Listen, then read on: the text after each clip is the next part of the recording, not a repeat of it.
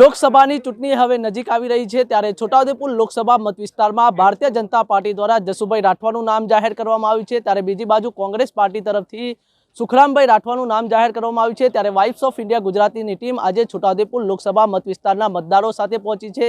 આપણે એમની પાસે જ જાણવાનો પ્રયાસ કરીશું કે શું કહેશો તમે, લોકસભાની ચૂંટણી હવે નજીક આવી રહી છે, ભારતીય જનતા પાર્ટી અને કોંગ્રેસ પાર્ટી દ્વારા પણ ઉમેદવારો જાહેર કરી દીધા છે।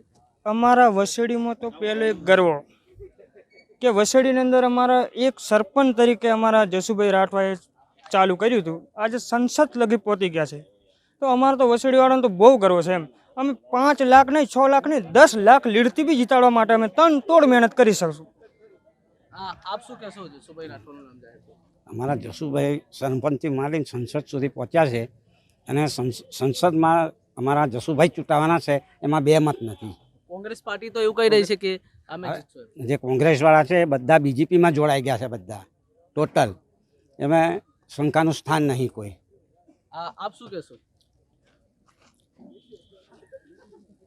કોંગ્રેસ તો પિક્ચરમાં જ નથી એવું અમે સમજીએ, પણ એની સાથે સાથે કે છોટાઉદેપુર વિધાનસભાના ટોટલી જિલ્લા પંચાયતના સભ્યો એકાદ કદાચ કર્યા હશે, બાકી ટોટલી જિલ્લા પંચાયત સદસ્યો, સરપંચો, તાલુકા પંચાયત સભ્યો અને તમામ બીજેપીમાં જોડાઈ ગયા છે। તે કઈ રીતે કોંગ્રેસવાળાએ વિચારધારા કરી કે અમે જીતીશું, વર્ષો સુધી ચાલતું આવ્યું। જસુભાઈનું કામ બોલે છે, ના નથી પાયાના કાર્યકર તરીકે જ કામ કર્યું છે એ લોકો, જસુભાઈ। બસ એટલું। તમે શું કહેશો? અમે આ નાનેથી કરીને લાવી રહ્યા, એ તો જસુભાઈને તો જીતવાના 9 લાખ સુધી જીતવાના, અને કામ એનું બોલે છે એટલે જો અમે જોર કરીએ, કામ તો ફૂલ છે એનું। આપ શું કહેશો?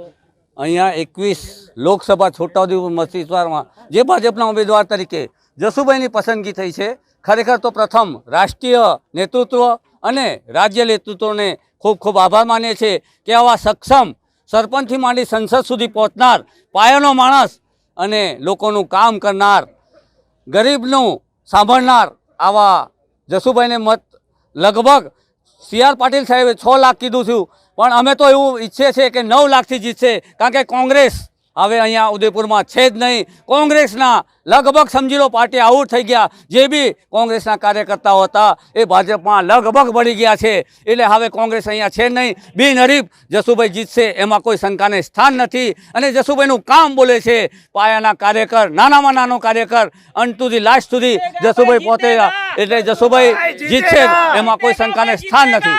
જસુભાઈ જીતેગા, અમારા ઉમેદવાર છે જસુભાઈ, તેઓ જંગી બહુમતથી જીતશે, કેમ કે કોંગ્રેસ તો અહીંયા છે નહીં, કોંગ્રેસના સુપડા સાફ થઈ ગયેલા છે અને અહીંયા ખાલી ફૂલ જ છે ને ફૂલ જ છે। આપ શું કહેશો?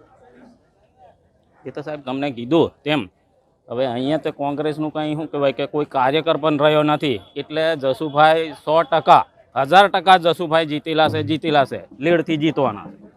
તો આ હતા છોટાઉદેપુર લોકસભા મત વિસ્તારના જે મતદારો છે તે લોકસભાની ચૂંટણી આવી રહી છે તે તમામ મુદ્દે આપણી સાથે ચર્ચા કરી છે। Rihan Patel, vibes of India Gujarati news, Chhota Udepur.